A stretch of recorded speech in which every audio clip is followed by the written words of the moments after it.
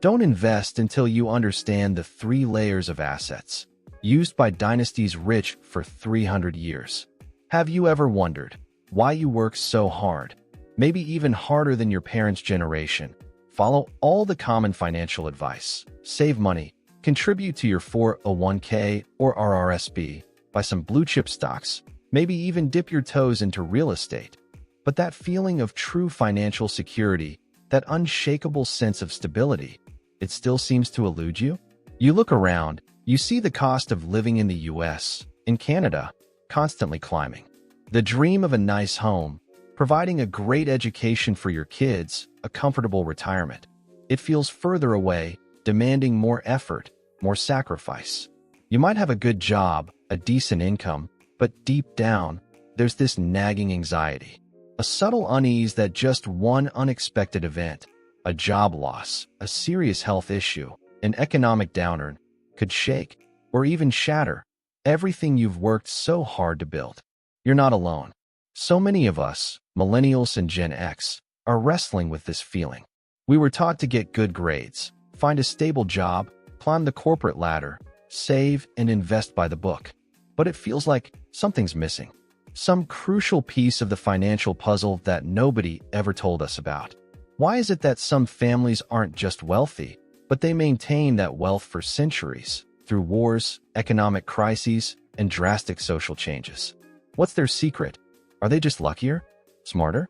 Or do they simply understand a fundamental principle about how wealth is truly built and protected that the rest of us miss? The truth is, the financial advice you usually hear, however well-intentioned, often focuses only on the surface level. It teaches you how to earn money, how to save, how to invest in common vehicles. But it rarely talks about the actual structure of sustainable wealth. It doesn't explain why some people seem to consistently succeed in investing, while others keep struggling no matter how hard they try. Through years of studying and observing how the truly wealthy, not the overnight lottery winners or flash-in-the-pan successes, but the families with solid financial foundations spanning generations, some maintaining their fortunes for hundreds of years, manage their assets, I noticed a core, underlying commonality. A fundamental principle they never explicitly teach in business schools or mainstream financial self-help books. It's the 3 layers of assets. It sounds simple, but this is the mental framework that has helped these families not only generate immense wealth, but also shield it from the erosion of time, inflation, taxes, and even the mistakes of future generations. It's the compass guiding their strategic investment decisions, their wise asset allocation, and ensuring their family's longevity. And what's the danger? The danger is diving headfirst into investing without knowing this principle. It's like building a skyscraper on an unstable foundation. You might see the building rise quickly during a bull market, but one strong gust of wind, one minor market earthquake, and everything can come crashing down. You might be putting your money into the wrong asset layer at the wrong time, or worse, completely ignoring the layers that are absolutely critical for long-term safety and growth. You might be thinking, oh great, another complicated theory? I just want to know which stocks to buy or how to get rich quick. If that's your mindset, then perhaps this video isn't for you. Because what I'm about to share isn't a get-rich-quick scheme. It's not a hot stock tip or a crypto recommendation. This is a shift in mindset, a strategic way of looking at assets and investing, based on principles proven over centuries. It requires patience, understanding, and a long-term perspective. But I promise you this, if you take the time to listen and truly reflect on this 3 layers of assets principle, it could completely change how you view money, investing, and your financial future. It will help you understand why your past efforts might not have yielded the results you expected, and more importantly, it will give you a clearer roadmap, a more solid foundation upon which to build prosperity not just for yourself, but for generations to come. Are you ready to uncover the secret that the world's most enduring wealthy families have quietly applied for the past 300 years? Let's dive deep into each layer, and you'll see your own financial picture become clearer than ever before. Don't invest another dollar until you understand this. It could be the difference between just making a living and building a true legacy. The 3 layers of assets principle. We've talked about that underlying financial anxiety and the promise of a core principle used by long-established wealthy families.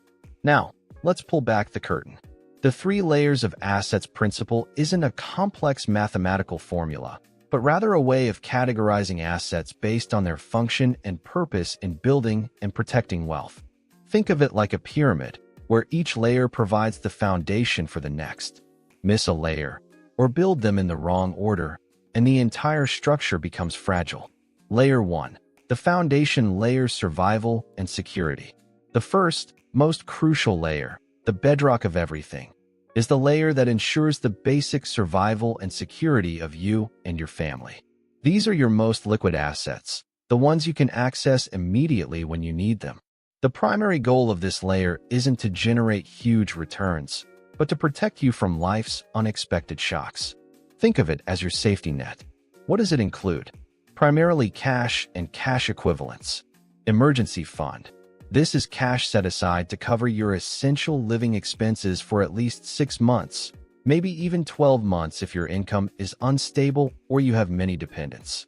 This money is not for investing, not for splurging. It sits there, ideally in an easily accessible high-yield savings account, for when you lose your job, face a sudden health crisis, your car breaks down, or any other emergency requires immediate cash without forcing you to sell other investments in a panic. Cash reserves for known short-term expenses.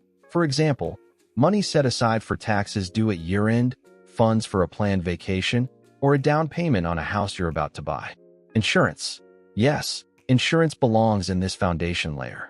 Health insurance, life insurance, home insurance, auto insurance, liability insurance. They aren't assets that make money, but they are tools that protect your assets and income from catastrophic financial risks. One lawsuit, one major accident, one critical illness can wipe you out financially without adequate insurance. What are the common mistakes people make with this layer? Not having enough. Many people underestimate the importance of an emergency fund. They think, I have a stable job, or I have credit cards. But credit cards are debt, not your money, and their interest rates can be crippling. When a crisis hits, that stable job can disappear overnight. Without sufficient cash reserves, you'll be forced to sell stocks when the market is down, sell your house under duress, or take on high-interest debt. This is how people go broke fastest. Having too much cash in the wrong place. Conversely, some people are so risk-averse they keep excessive amounts of cash in their checking account or stashed away somewhere. They feel safe, but they forget the silent killer, inflation. Cash that isn't earning interest loses purchasing power over time. The goal is to have enough for security, not to hoard cash uselessly and let inflation eat away at it. Your emergency fund should be safe, accessible, and maybe earn a little interest, like in a high-yield savings account. But funds beyond that safety cushion need to be moved to other asset layers. Treating your primary residence as a core investment, the house you live in, while a valuable asset, primarily functions in this layer as shelter, as security. It's not highly liquid. You can't sell a bedroom to pay a medical bill. Borrowing against your home equity, HELOCs/home equity loans, also carries risks. Wealthy families understand that the primary residence is part of stability, but it's not the main tool for wealth building in this layer. Real security comes from cash and insurance. This foundation layer isn't glamorous. It doesn't offer exciting returns, but it is non-negotiable. Skipping this layer is like building a castle on sand. Families with multi-generational wealth understand that before you think about getting rich, you must ensure you cannot be financially destroyed by common setbacks. They build this foundation layer incredibly strong before moving to the next. They never gamble their family's basic security on risky investments. Have you checked your foundation layer lately? Is it truly solid? Layer 2, the growth layer. Building wealth. Once, and only once, your foundation layer is secure, should you focus your resources and mental energy on the second layer, the growth layer. This is where real wealth is generated. The goal here is to make your money work for you, generating passive income and/or significant capital appreciation over time. This is the layer where most common investment advice focuses. It includes a range of more familiar asset classes. Equities, stocks, shares in publicly traded companies. This could be growth stocks, value stocks, dividend-paying stocks, or investment funds, mutual funds, ETFs, that hold a basket of stocks.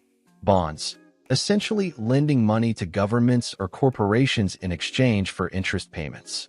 Generally considered less risky than stocks, but with lower potential returns. Investment real estate. This is not the house you live in. This is property purchased with the intent to generate rental income or appreciate in value for later sale. Examples: rental houses, apartment buildings, office buildings, land with a development plan.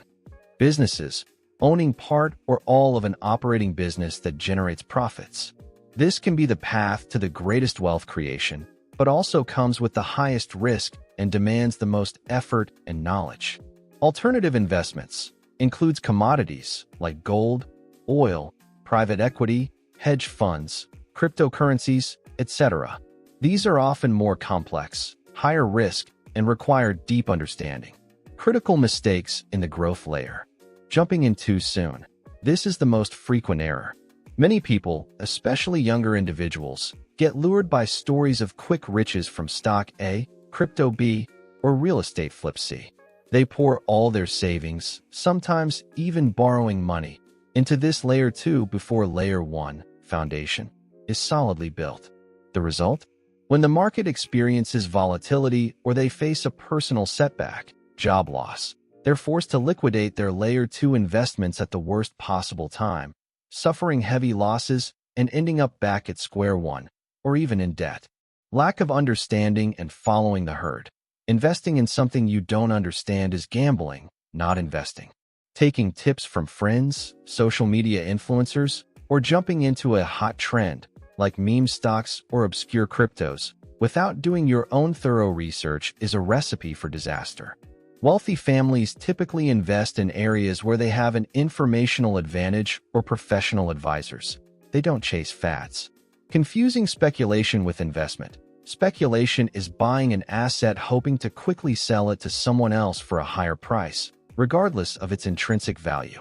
Investing is buying an asset based on its potential to generate cash flow or long-term value growth.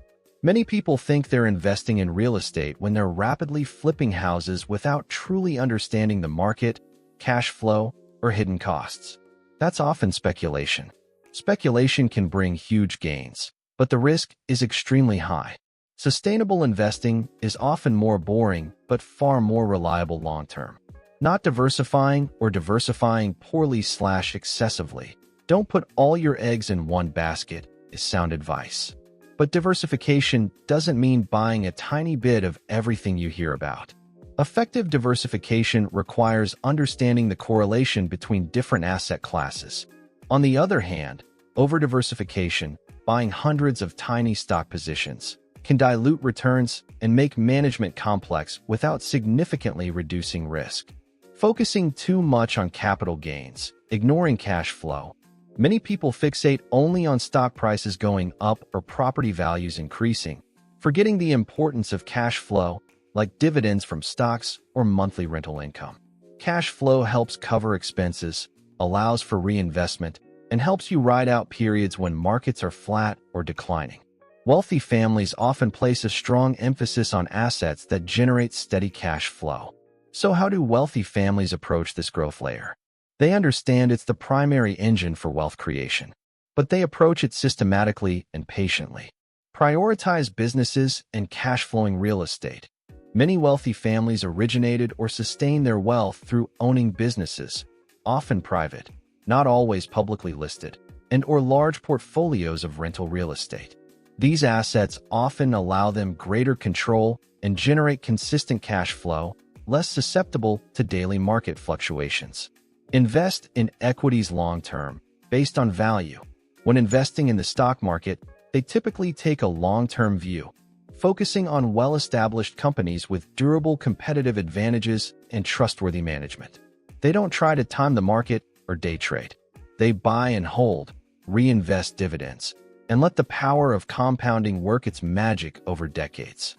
Use leverage prudently. They might use debt, leverage, to acquire real estate or expand businesses, but always with careful calculation regarding cash flow coverage and risk. They almost never borrow money for luxury consumption or to speculate on highly volatile assets. Always connect back to Layer 1. Even while actively building Layer 2, they never forget Layer 1. They ensure that Layer 2 investments do not jeopardize the basic security of Layer 1. If a business deal goes sour, it won't cause the family to lose their home or go hungry. The growth layer is where you'll spend most of your investing time and effort after your foundation is secure. But remember, building wealth here is a marathon, not a sprint. Arm yourself with knowledge, be patient, and never bet your financial future on things you don't fully understand. But is creating significant wealth in Layer 2 the final destination? Is it enough to guarantee prosperity that lasts for generations? Families who have maintained wealth for centuries know the answer is no. And that's why they focus on a third layer, one that most people, even the newly wealthy, often overlook or misunderstand. Layer 3, the legacy layer: preservation and perpetuity. This is the top layer of the wealth pyramid, and arguably the most mysterious to the average person. The primary goal of the legacy layer isn't maximizing returns. It's preserving what was built in Layer 2 and ensuring the perpetuity of that wealth across generations, protecting it from threats like estate taxes, lawsuits, hyperinflation, dilution through inheritance, and even the unwise decisions of future heirs. If Layer 1 is basic defense and Layer 2 is offense to create wealth, then Layer 3 is the ultimate strategic defense, ensuring the final victory is held indefinitely. This layer includes special assets and legal structures. Asset protection structures. This is the core of Layer 3. It involves various types of trusts: irrevocable trusts, dynasty trusts, limited liability companies, LLCs, limited partnerships, LPs, and sometimes offshore structures designed to legally separate assets from the owner, minimize estate taxes, and shield wealth from creditors or divorce settlements. Setting these up is complex and requires expert advice from specialized estate planning attorneys and financial advisors. Rare tangible assets. Assets that are not easily eroded by inflation and tend to hold or increase their value over long periods, especially during times of uncertainty. Examples: precious metals, physical gold and silver, not paper certificates, seen as traditional safe havens. Strategic land, large tracts of farmland, timberland, coastal property, assets with intrinsic utility and finite supply. Art and collectibles, works by renowned artists, rare antiques, significant collections, classic cars, fine wine, rare watches. These require deep expertise for valuation and preservation. Human capital and networks. A crucial part of legacy isn't just physical assets, but investing in the education, skills, and networks of the next generation. Ensuring heirs are equipped with financial literacy, business ethics, and maintain valuable relationships is an invaluable form of wealth preservation. Structured philanthropy. Through family foundations, charitable giving not only benefits society, but can also offer tax advantages, enhance the family's reputation, and unite generations around shared values and goals. Why is this layer so critical and yet so often ignored? Short-term mindset. Most people focus on earning and spending within their own lifetime. They rarely think further ahead about what happens to their assets after they're gone, or how to protect them for grandchildren and beyond. Lack of knowledge. The legal structures in Layer 3 are complex and can be expensive to establish. They require top-tier professional advisors, which not everyone has access to or recognizes the need for. Thinking it's only for the super rich. Many assume only billionaires need to worry about estate taxes or setting up trusts. But the truth is, even with more modest estates, failing to have a clear estate plan can lead to family disputes and unnecessary loss of assets to taxes and legal fees. The principles of preservation apply at different scales. Silent erosion, inflation, taxes, legal costs, poor decisions by heirs. All can slowly eat away at the wealth you worked hard to build if there isn't a proactive protection strategy in Layer 3. The saying shirt sleeves to shirt sleeves in 3 generations often happens not because descendants are lazy, but because of a lack of protective structures and legacy planning. Families with centuries of wealth aren't just good at making money, layer 2. They are masters of keeping money, layer 3. They understand that true wealth isn't just measured by today's account balance, but by the ability to sustain and grow that prosperity through the tests of time. They build formidable legal and financial fortresses around their assets. They invest in assets with staying power. They pass down knowledge and values to the next generation. You might not need a complex dynasty trust tomorrow, but you need to start thinking about layer 3. Think about protecting what you're building. Get a basic will in place. Learn about simple trust structures. Consider the role of life insurance not just for income replacement, but potentially to cover estate taxes. Start educating your children about money. Because without layer 3, success in layer 2, no matter how great, is only temporary. It's like building a mighty empire with no walls to defend it. Sooner or later, it will be conquered or crumble from within. The 3 layers of assets: foundation, growth, and legacy provide a comprehensive framework. It's not just about picking stocks or finding the right property. It's about building a robust, intentional financial structure designed for the long haul. Now that you have a better understanding of this structure, the next questions are: where do you currently stand in this pyramid? And what will you do with this knowledge?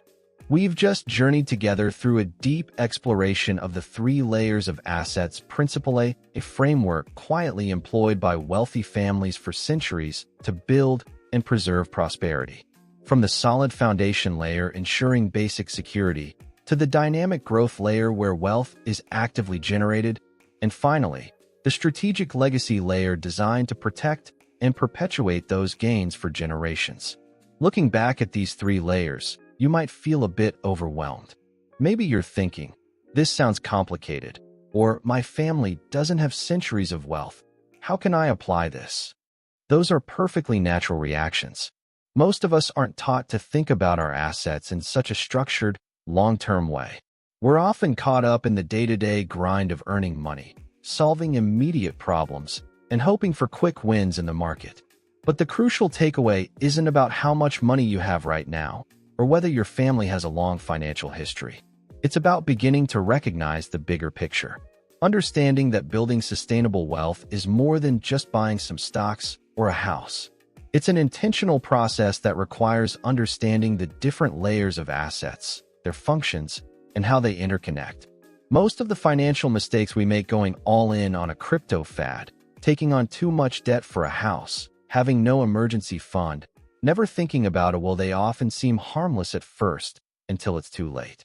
They happen because we lack that overarching view, a clear strategy based on fundamental principles. We try to build the roof before the walls are up, or we build on a shaky foundation. But now you know. You've been introduced to a different way of thinking, one that's been time-tested by those most successful at preserving wealth. Simply understanding the existence and roles of these 3 asset layers puts you in a different league. You're already ahead of 90% of people who are still scrambling with surface-level financial tips, chasing short-term gains without a long-term strategy. You don't need to implement everything overnight. You don't need to become an expert on trusts or art investment tomorrow.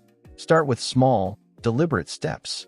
Ask yourself, is my foundation layer truly solid? Is my emergency fund adequate? Is my insurance coverage sufficient?